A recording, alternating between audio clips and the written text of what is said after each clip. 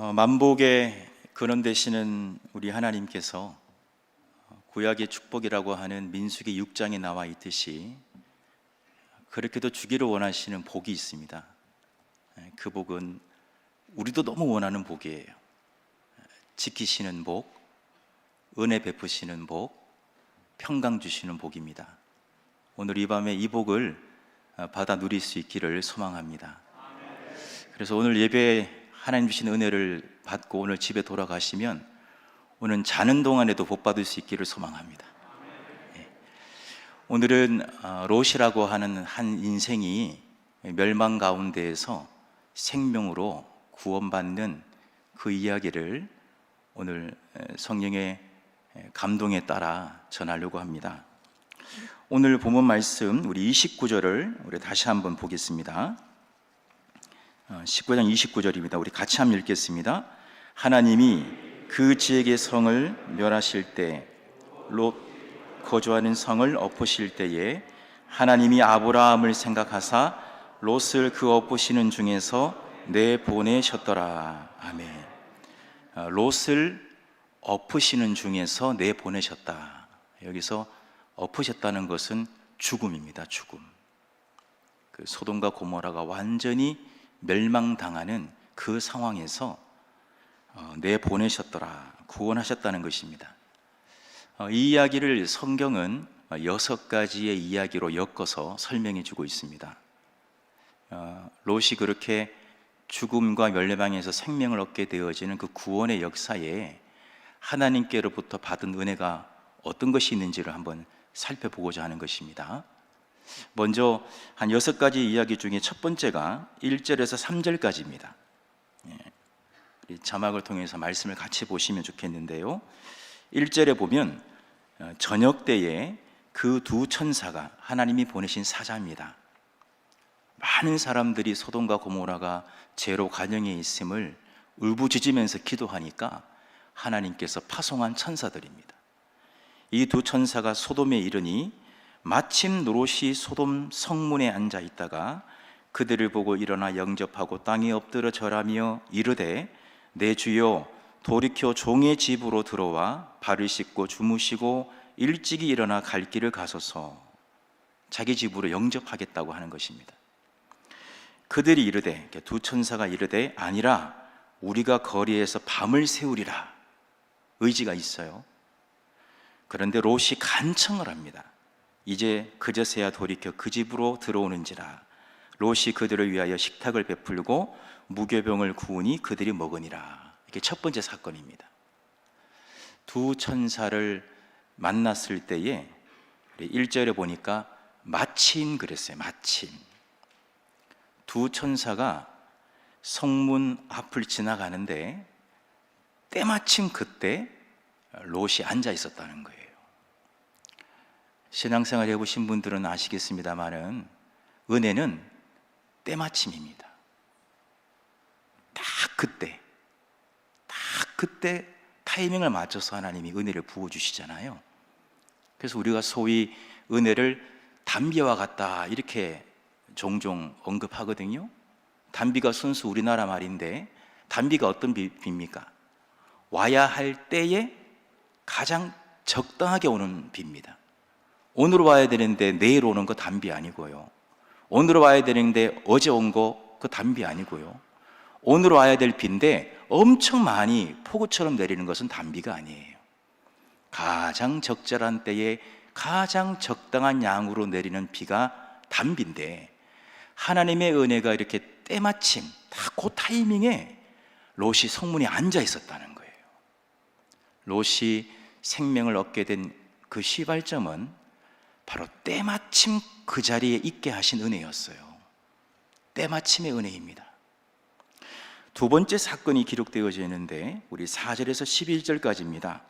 4절에서 11절을 이렇게 보면요, 4절에 그들이 눕기 전에 그 성 사람 곧 소돔 백성들이 노소를 막론하고 원근에서 다 모여 그 집을 에워싸고, 소돔 사람들이 이제 롯 집에 이방인이 왔다는 것을 어떻게 알았는지 찾아온 것입니다. 5절에 롯을 부르고 그에게 이르되 오늘 밤에 내게 온 사람들이 어디 있느냐? 이끌어내라. 우리가 그들을 상관하리라. 상관하다, 야다라는 히브리어는 알아가겠노라 이런 뜻이거든요. 그 사람들을 우리가 좀 알아가겠다. 그러나 이 단어는 종종 성관계를 표현하는 단어에 주로 쓰입니다. 특별히 구약 성경에서는 동성애를 지칭할 때 이 단어를 주로 써요. 그러니까 다짜고짜로 소돔 사람들이 소돔 사람이 아닌 이방인이 롯 집에 거하고 있다는 것을 알고는 남색을 취하기 위해서 그 집에 문을 두드린 것입니다.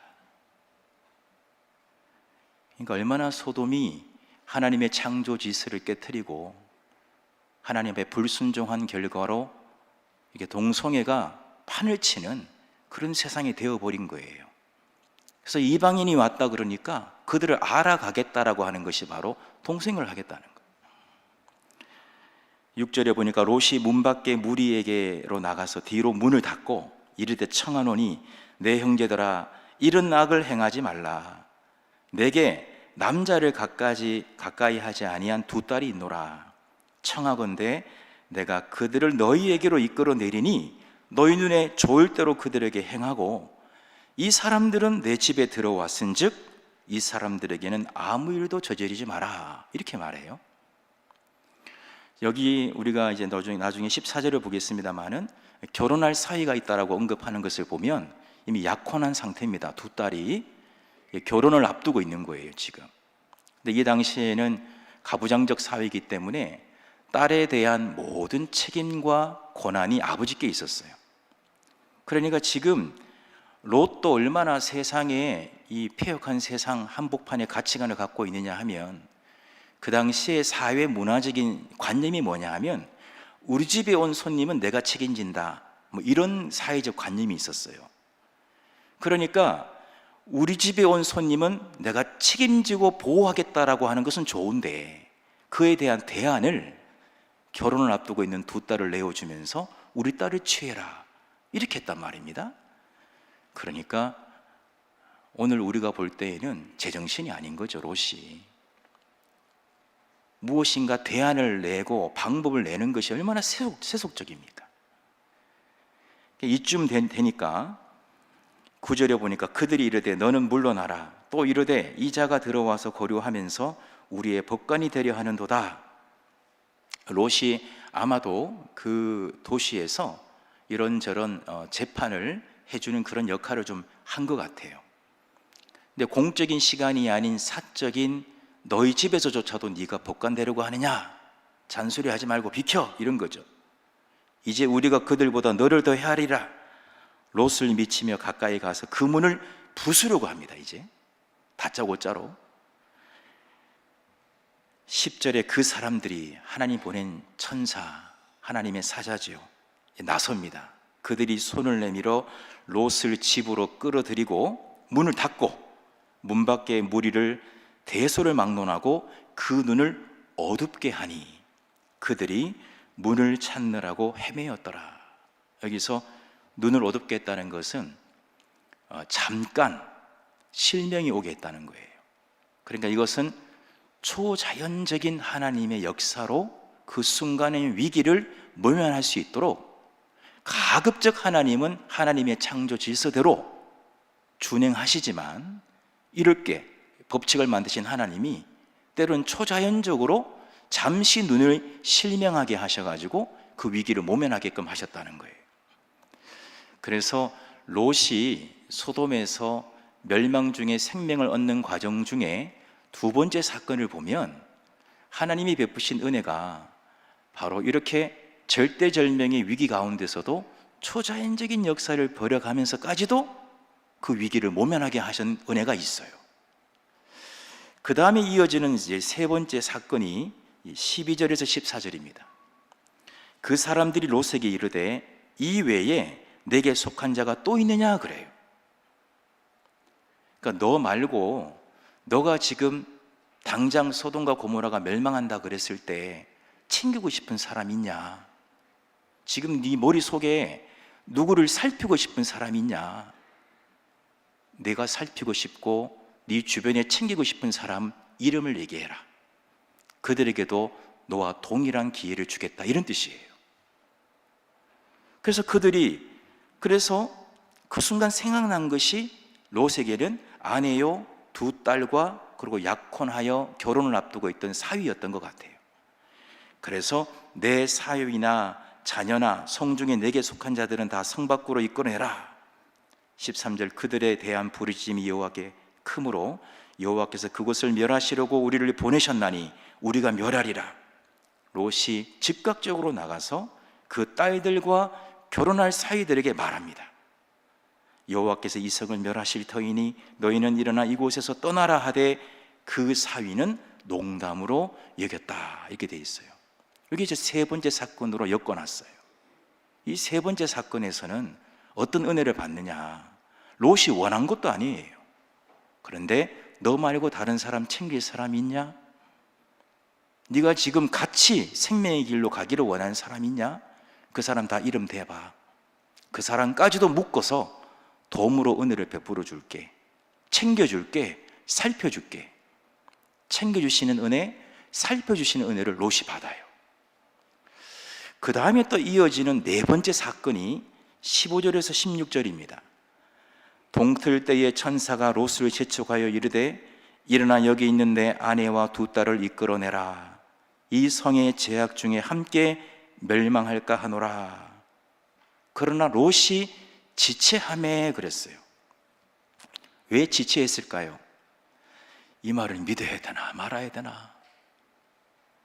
하루 사이에 이 거대한 도시가 무너지고 멸망한다고 하니 이 말을 믿어야 돼 말아야 돼라고 하는 근원적인 고민에서부터 시작을 해서 내 삶의 터전을 하루아침에 다 버리고 맨몸 하나 가지고 도망가야 되는 상황이 되었기 때문에 얼마나 생각이 많았겠습니까? 인생의 회한이 순간 들을 수도 있고요, 그리고 남은 미련 때문에 발이 떨어지지 않는 거죠. 그래서 쉽게 움직일 수가 없었던 거죠. 이건 우리 인간적으로 충분히 이해가 되죠. 그런데 어떻게 하느냐? 그 사람들이, 하나님의 사람들이 롯의 손, 그 아내의 손, 두 딸의 손 잡아 인도하여 성 밖에 두었다 그랬어요. 인생의 회한을 가지고, 미련을 가지고 이 말을 믿어야 되나 말아야 되나, 하루아침에 내가 지금 이런 신세가 되어야 된단 말인가, 혼란스러워서 발걸음이 옮길 수가 없는 그 시점에 하나님의 사람들이 강건해가지고 손 잡고 끌고 데리고 나갔다는 거예요. 강건적으로. 16절 하반절은 이렇게 표현하고 있습니다. 여호와께서 그에게 자비를 더하심이었더라. 생명의 길로 안내하는 그 와중에도 세상에 미련이 남아서 그 발이 움직여지지 아니하는 그 인생을 바라보고 자비를 더하셨다는 거예요. 그래서 롯이 멸망에서 생명으로 옮겨지는 그 과정 속에서는 어떤 은혜를 받았느냐? 강권적인 은혜, 자비를 더하시는 은혜를 롯이 받았어요. 예. 그 다음에 이제 다섯 번째 사건이 바로 연결해서 엮어집니다. 바로 17절에서 22절이에요. 그 사람들이 그들을 밖으로 이끌어낸 후에 이르되 도망하여 생명을 보존하라. 생명이 자꾸 나옵니다. 돌아보거나 들에 머물지 말고 산으로 도망하여 멸망함을 면하라. 그러면 예, 알겠습니다. 살려주신 감에도 감사합니다. 나 그동안 순종하지 않고 살았지만 이제 정신이 번쩍 듭니다. 말씀하시는 대로 그대로 순종하겠습니다. 이래야 될 판에 18절에 보니까 롯이 그들에게 이르되 내 주여 그리마옵소서. 자기 생각이 나오는 거예요. 지금 생명으로 옮겨주는 이 중요한 시점에서도 자기 중심적인 사고, 자기 소견에 옳은 대로 하고자 하는 이 옛모습이 그대로 드러나는 거예요. 롯이 그들에게 이르되 내 주여 그리마옵소서. 주의 종이 주께 은혜를 입었고 주께서 큰 인자를 내게 베푸사 내 생명을 구원하시오나 내가 도망하여 말씀하신 저 산에까지 갈 수 없나이다. 왜? 두렵습니다. 재앙을 만나 죽을까 하나이다. 아니 살리려고 저기까지 가라 했거늘 오히려 저기까지 가면 죽겠다라고 자기 생각을 이야기하고 있는 거예요. 저기 가야 산다라고 말하는데 오히려 저기 가면 두렵다는 거예요. 저기 가면 죽겠다는 거예요. 끝까지 자기 소견을 얘기하는 겁니다. 이 와중에도 보소서 저 성읍은 도망하기에 가깝고 작기도 하오니 나를 그곳으로 도망하게 하소서. 이는 작은 성읍이 아니니까 내 생명이 보존되리이다. 여기에 가야 살 것 같습니다. 지금 당신이 말하는 저기는 두려워요. 나 죽어요. 오히려 여기 요 작은 성읍, 여기가 내 생명 보존할 곳이라고 생각합니다. 여러분 이쯤 되면 어떤 생각이 드세요? 네 마음대로 해, 네 마음대로. 여기까지다, 여기까지. 내가 할 책임은 다 했다. 네 마음대로 해.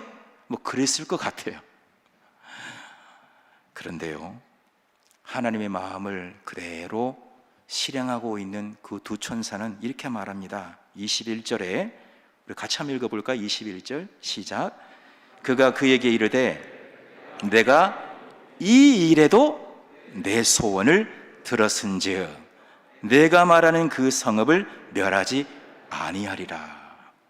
그 얘기는 원래는 저기에 멸해야 되는 리스트업에 들어가 있는 곳인데 알았어. 네 생각대로 거기로 가.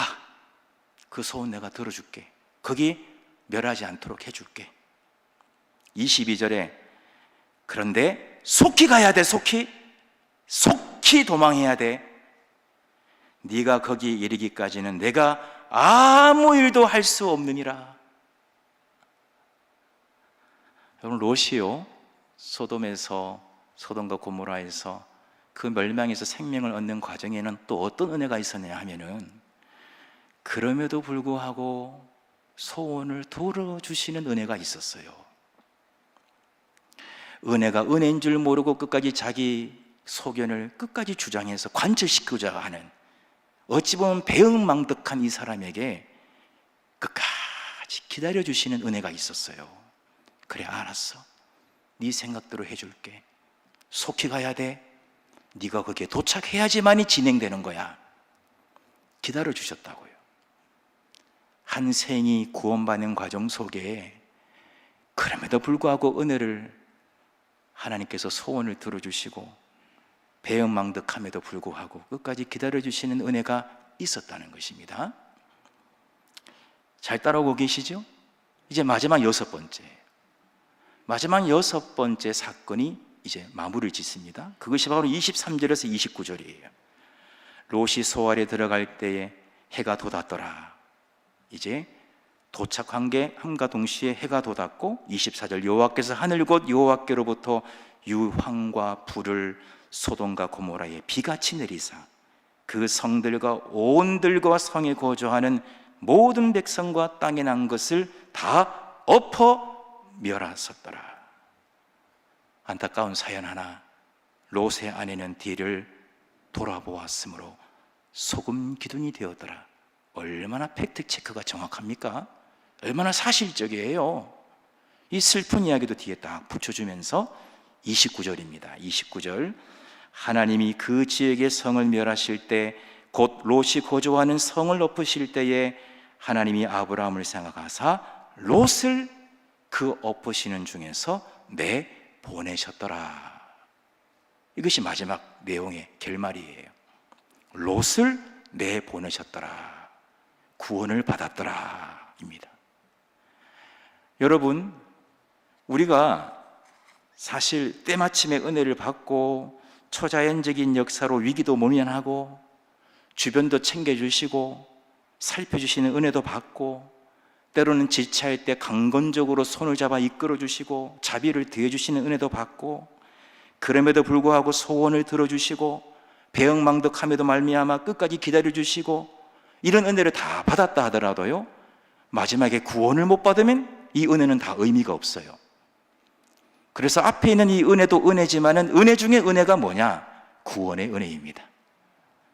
롯이 마지막 여섯 번째 사건에 그 엎으시는 성에서 하나님께서 구원하셨다라고 하는 이 구원의 은혜를 받아요. 이 6가지의 은혜가 롯에게 임한 것입니다. 이쯤 되면은 하나님은 롯을 왜 이렇게까지 하시나 이런 생각이 들죠. 그래서 오늘 설교 제목이 왜 이렇게까지 롯에게 은혜를 베푸시나, 왜 그렇게 하나님이 이렇게까지도 은혜를 베푸시나, 결국에는 구원을 시키시나, 왜 이렇게 하시나. 29절을 다시 한번 우리가 읽어야 되겠습니다. 다시 한번 함께 읽습니다. 하나님이 그 지역의 성을 멸하실 때 롯이 거주하는 성을 엎으실 때에 하나님이 아브라함을 생각하사, 하나님이 아브라함을 생각한 거예요. 그래서 때마침 그 자리에 롯이 있게 하신 거예요. 하나님이 아브라함을 생각하신 거예요. 그래서 초자연적인 역사를 통해서라도 그 위기를 모면하게 해주셨던 거예요. 하나님이 그 순간 아브라함을 생각하셨던 거예요. 그래서 롯, 너 주변에 챙길 사람 누가 있어? 너 외에 누가 있느냐? 그들도 이야기해봐. 이 은혜를 주신 거예요. 하나님이 아브라함을 생각하시기 때문에 그 인생 과거에 미련이 남아 발 한 걸음 옮길 수 없는 그 상황에도 손잡아서 강건해서 데리고 나가심으로 자비를 더하신 이유가 딱 한 가지, 성경은 말합니다. 하나님이 롯을 보고 있지만은 아브라함을 생각했기 때문에. 그럼에도 불구하고 소원 들어주시고 배은망덕하여 순종해야 되는 그 순간에도 자기 소견에 따라 끝까지 주장함에도 불구하고 끝까지 기다려주시고 결국에는 은혜 중에 은혜인 구원의 은혜를 주신 이유는 아브라함을 생각하사예요. 여러분, 이 자리에 서울로의 남성교회 연합회를 생각하사 이런 은혜가 있기를 바라요. 바로 이 자리에 신일교회를 생각하사 이런 은혜가 있기를 바랍니다. 왜 하나님은 아브라함을 생각하시면서 이렇게 구구절절한 은혜를 이렇게 섬세하게 베푸셨을까요? 창세기 18장 17절에 보니까 단면이 하나 나와요. 여호와께서 이르시되 내가 하려는 것 아브라함에게 숨기겠느냐? 멋지잖아요. 내가 하고자 하는 일들은 신일교회가 다 알아. 내가 하고자 하는 일은 서울로의 남성교회 연합회를 가봐. 거기 가면 내가 하려고 하는 일을 다 알고 있어. 이렇게 표현하는 거예요. 이 정도로 아브라함이 하나님의 마음과 이신점심할 정도의 관계라는 거예요. 우리도 이런 관계가 되어야 되지 않겠습니까? 그래야 아브라함을 생각하사 이런 역사가 나타나지 않겠어요? 이런 관계가 되는 것은 창세기 18장에서는 딱 한 가지로 표현해요. 여러분 잘 아시죠? 중보기도입니다. 중보기도. 창세기 18장 23절에서 26절에 아브라함이 가까이 나아가 이르되 주께서 의인을 악인과 함께 멸하라 하시나이까? 하나님 하고자 하시는 일을 아브라함이 아니까 소돔과 고모라 멸망시키신다고요? 처음 든 생각이 아브라함조차도 역시 인간은 연약해요. 믿음이 있어봐야 얼마나 믿음이 있겠어요. 믿음의 조상이었던 아브라함조차도 소돔과 고모라 멸망한다는 얘기를 듣자마자 아멘, 알겠습니다, 이런 생각이 안 들었어요. 오죽하면 멸망하실까? 오죽하면 하나님이 늘 사랑하시다가 정의의 칼을 칼집에서 뽑으셨을까? 오래 참으신 그 하나님의 사랑의 한계를 경험하신 정도가 되었을까? 그래, 소돔과 고모라가 그렇게 죄가 간영해서 그렇지 이런 쪽으로 생각을 안 하고요, 하나님을 향하여 이렇게 말합니다. 주께서 의인을 악인과 함께 멸하라 하시나이까? 23절에 주께서 의인을 악인과 함께 멸하라 하시나이까? 24절 그 성중에 의인 50명이 있을지라도 주께서 그곳을 멸하시고 그 50의인을 위하여 용서하지 아니하시니까? 주께서 이같이 하사 의인을 악인과 함께 죽이심은 부당하오며 부당하오며 의인과 악인을 같이 하심도 부당하나이다. 이렇게 얘기하는 거예요. 지금 첫 기도가 그래요. 중보하겠다고 나섰지만은 아브라함도 역시 믿음이 있다 하지만 손줄로 할 때 조심하라 그랬잖아요. 아브라함도 하나님이 하시는 일을 아브라함이 숨기겠느냐? 이런 이야기를 들을 수 있을 만큼의 하나님의 관계가 되었지만은 네가 처음에 기도할 때는요, 이런 자세였어요. 의인을 악인과 함께 멸하라 하시나이까? 의인을 악인을 같이 하심도 부당하나이다. 세상을 심판하시는 이가 정의를 행하실 것이 아니냐이까? 이렇게 얘기했어요. 누가 보면 하나님보다 아브라함이 더 이렇게 생명을 사랑하는 것처럼 보여진다고요. 여호와께서 이르시되 내가 만일 소돔 성읍 가운데 의인 50명 찾으면 그들을 위하여 온 죄를 용서하리라. 첫 번째 기도 끝. 우리가 한 번 기도도 어려운데요, 중보 기도가 너를 위한 기도 아니겠어요? 두 번째 기도 들어갑니다. 27절 28절 아브라함이 대답하여 이르되 나는 티끌이나 재와 같사오나 감히 주께 아뢰나이다. 50의인 중에 5명이 부족하다면 그 5명이 부족함을 말미암아 온 성은 멸하시리이까? 이르시되 내가 거기서 45명 찾으면 멸하지 아니하리라. 두 번째 기도 끝나요. 너를 위한 기도 두 번 해도요, 기도 많이 해주는 겁니다. 세 번째 기도 들어가요. 29절 아브라함이 또 아뢰되 이르되 거기서 40명 찾으시면 어찌하려 하시나이까? 이르시되 40명 말미암아 멸하지 아니하리라. 네 번째 기도 또 들어가요. 여러분, 바로 아브라함은요, 능력이 많아서가 아니에요. 기도의 첫 시작은 여전히 인간의 연약함을 갖고 있는 모습이에요. 하나님과 생각이 다를 때 오히려 정면으로 승부를 걸고 하나님 정의를 행하셔야 되는 것 아닙니까? 때로는 따질 정도로 자기 생각이 강할 때도 있었어요. 그러나 이 기도를 놓치지 않았다는 거예요. 포기하지 않았다는 거예요. 한번 따라할까요? 될 때까지, 주실 때까지. 이거예요. 이게 하나님이 하시는 일을 아브라함에게 숨기겠느냐의 비결입니다. 아브라함이 세 번째 기도 끝나고 이쯤에도 중보 많이 한 건데 네 번째 기도 들어가요. 30절 아브라함이 이르되 내 주여 노하지 마시옵고. 하나님의 마음을 읽어가기 시작하는 거예요. 하나님이 좀 노하셨구나. 내 주여 노하지 마시옵고 말씀하게 하옵소서. 거기서 30명 찾으시면 어찌하려 하시나이까? 이르시던 내가 거기서 30명 찾으면 그리하지 아니하리라. 다섯 번째 기도 또 들어가요. 31절 아브라함이 또 이르되 내가 감히 내 주께 아뢰나이다. 20명 찾으시면 어찌하려 하시나이까? 내가 20명으로 말미암아 그리하지 아니하리라.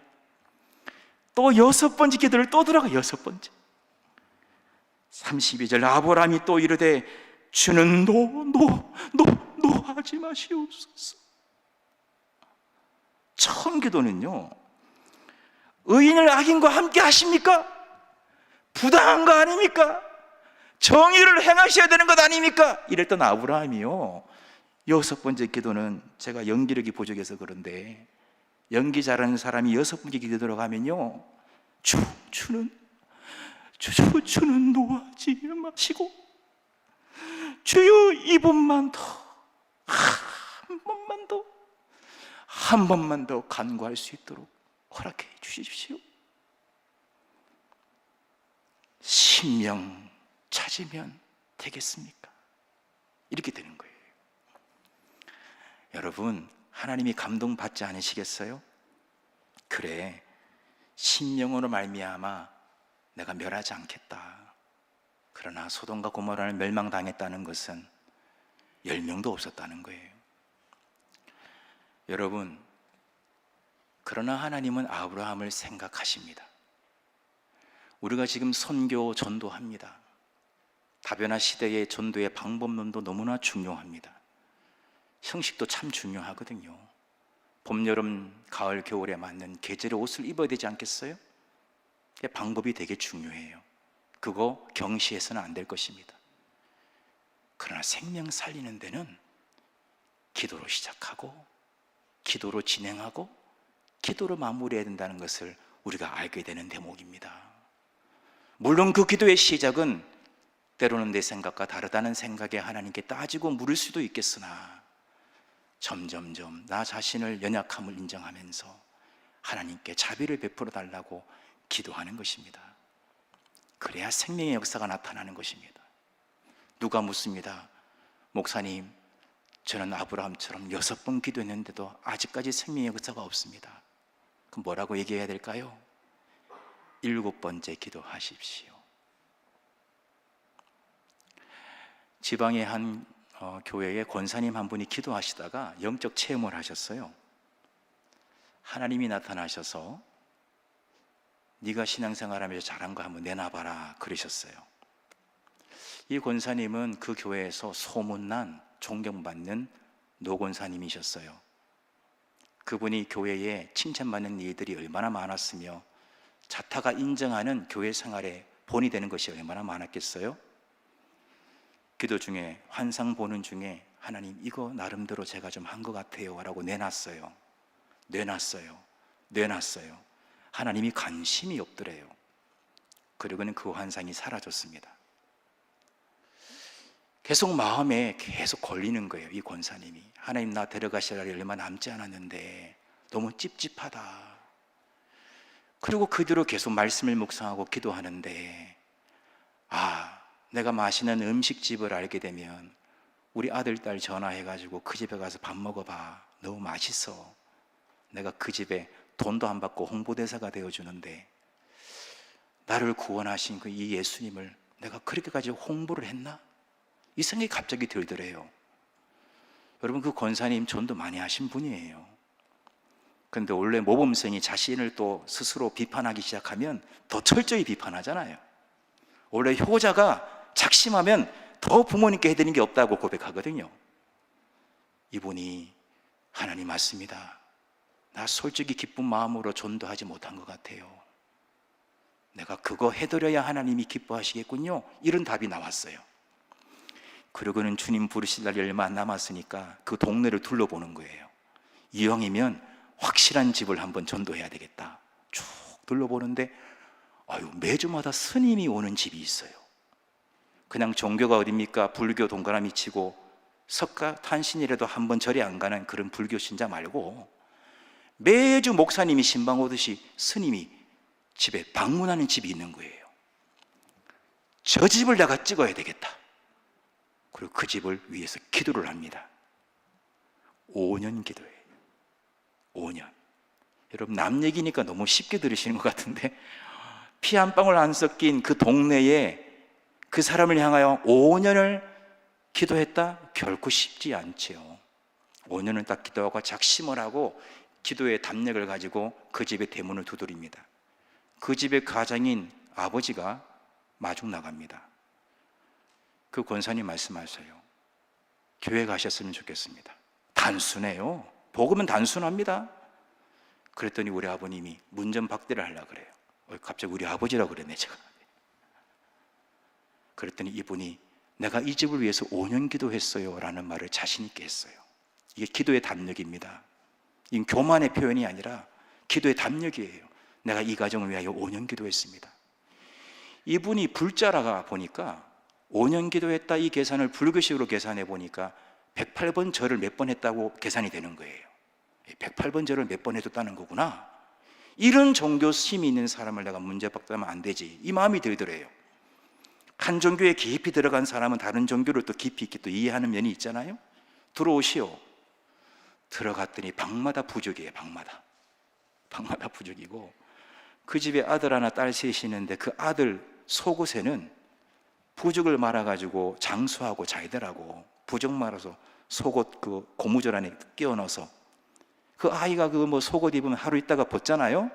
다시 풀어서 뺐다가 빨고 말리면 다시 그거 부족 집어넣어서 꼬매고 이런 식으로 아들에게도 부족을 넣어줬어요. 거실에는 제사 식기가 박스에 담아놓고 다락에 올려놓는 게 아니라 박물관처럼 유리 진열장을 양쪽에 쫙 벽 붙박이로 붙여놓고 제사 식기가 다 박물관처럼 진열이 돼 있어요. 거실에 들어가자마자 이 권사님이 압도를 당하는 거예요. 부적이 다 붙여져 있지, 박물관처럼 제사 식기가 다 진열돼 있지, 번쩍번쩍하지. 5년의 기도의 담력은 이때 실효를 발휘합니다. 예수를 증거해요. 이 집의 가장이요, 마음에 감동이 와요. 그래서 인간적으로, 지극히 인간적으로 딱 한 번만 교회 가줍니다 그러면 이렇게 됐어요. 이분이 어떤 분이냐? 절에 불상을 많이 기증하는 분이에요. 이게 소문이 나가지고, 이분이 경주에 사시기 때문에, 경주가 불국사의 땅 아닙니까? 경주뿐만 아니라 경상도, 전라도 쪽에 절 지으면 불상 지은데 기증할 사람 없나? 저 경주에 뭐 누구 집에 전화 한번 해봐라, 기증할 거다.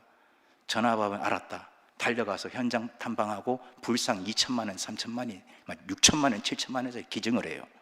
이런 집이에요, 이 집이. 그런데 인간적으로 5년의 기도라는 게 그렇게 감동이 돼가지고 딱 한 번만 교회 나가주겠다까지 된 거예요.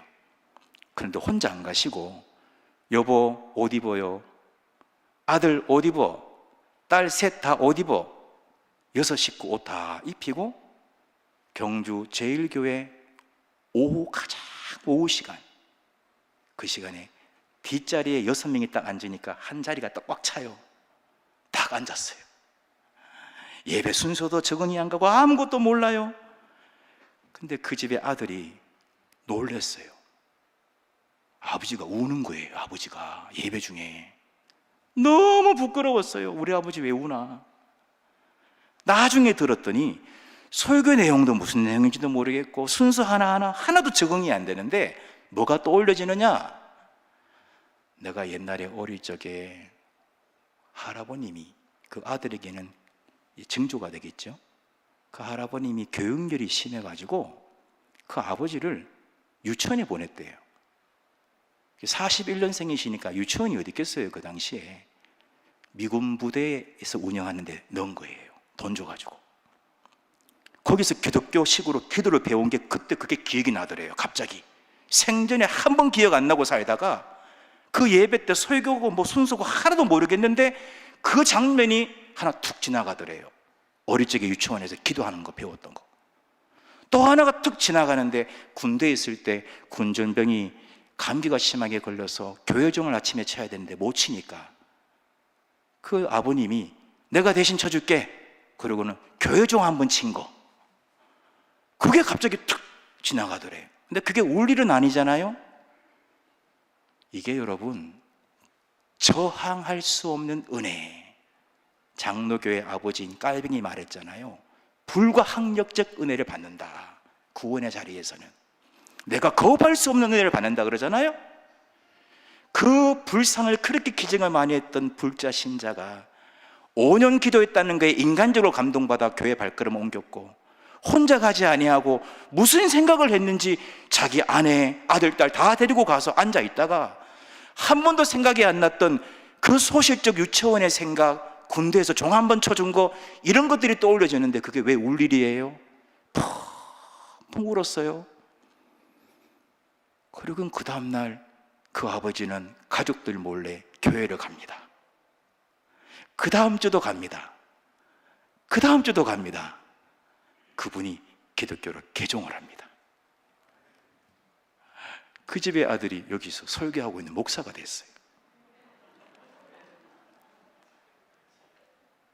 저는 경주 태생이고 포항에서 자라서 포항제일교회가 제 모교이지만 신앙생활 처음 시작한 곳은 경주제일교회입니다.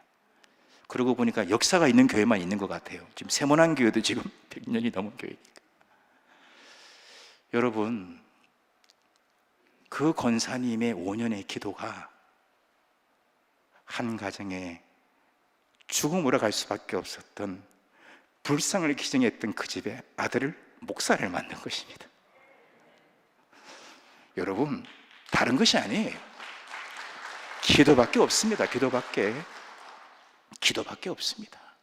목사님 7번 기도했는데도 아직까지 구원의 역사가 안 나타납니다. 8번 하세요. 8번. 저는 오늘 감히 우리 남성교연합회에 여쭙습니다. 남성교연합회를 생각하사 롯 같은 수많은 영혼들이 회복되기를 소망합니다. 하나님이 그렇게도 생각나게 하는 사람은 능력의 사람이 아니에요. 이 약함을 가지고 기도하는 것입니다. 주는 노하지 마옵소서. 내가 이번만 더 기도하나이다. 아버지요, 우리 아들을 구원하여 주옵소서. 우리 딸을 구원하여 주옵소서. 우리의 사위와 며느리, 우리의 손주들을 구원하여 주옵소서. 믿음의 명가 되게 하여 주옵소서. 이 끊임없는 기도는 22세기, 23세기가 된다 할지라도 그 사람을 생각하심으로 구원의 역사가 나타나게 될 줄로 믿습니다. 우리 시간 함께 기도했으면 좋겠어요. 지금 혹시 누가 생각나십니까? 아브라함이 롯이 기억나서 이렇게 기도했잖아요. 하나님이 들어주셨잖아요. 우리 이 시간 아브라함의 심정을 가지고 우리 한번 1분 정도 기도하면 어때요? 동의하시면 아멘 하시겠습니다. 우리 시간 한번 어떻게 주님 크게 한번 외쳐도 좋겠습니까? 우리 한번 두 손 한번 높이 들어볼까요? 믿음을 가지고 하나님 앞에 서 있는 거니까 주님 크게 한번 부르짖고 바로 그 사람 구원해 달라고 간절히 기도하겠습니다. 주님, 하나님 아버지요, 롯은 구원받을 수 없는 인생이었습니다. 어찌 롯이 때마침에 은혜를 받겠습니까? 롯이 어찌 초자연적인 역사의 개입으로 위기를 모면할 수 있단 말입니까? 롯의 주변을 챙기시고 살피시는 이런 은혜를 롯이 어떻게 받을 수 있겠습니까? 강권적인 은혜, 자비를 토하시는 은혜를 롯이 어떻게 받을 수 있단 말입니까?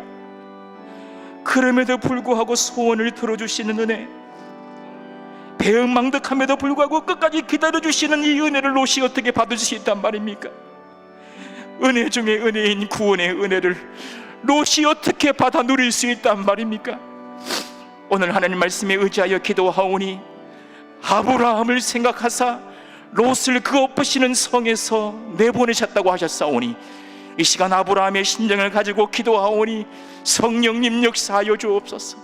바로 그 사람 예수 만나 구원받기를 원하고 그 어떤 시대라 할지라도 이 중부적 기도를 통하여 하나님 역사하시면 될 줄로 믿사오니 성령님 역사하여 주옵소서.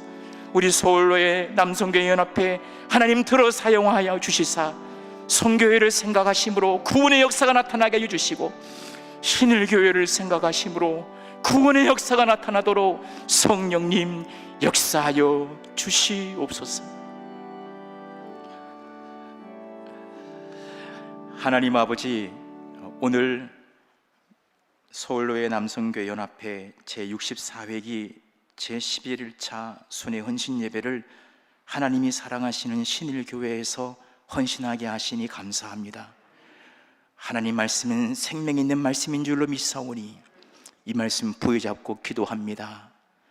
아브라함을 생각하사 롯을 구원하셨다고 하셨사오니 우리 서울로의 남성교회 연합회를 생각하여 주셔서 구원의 역사가 불이뜰 일어날 수 있도록 인도하여 주옵소서.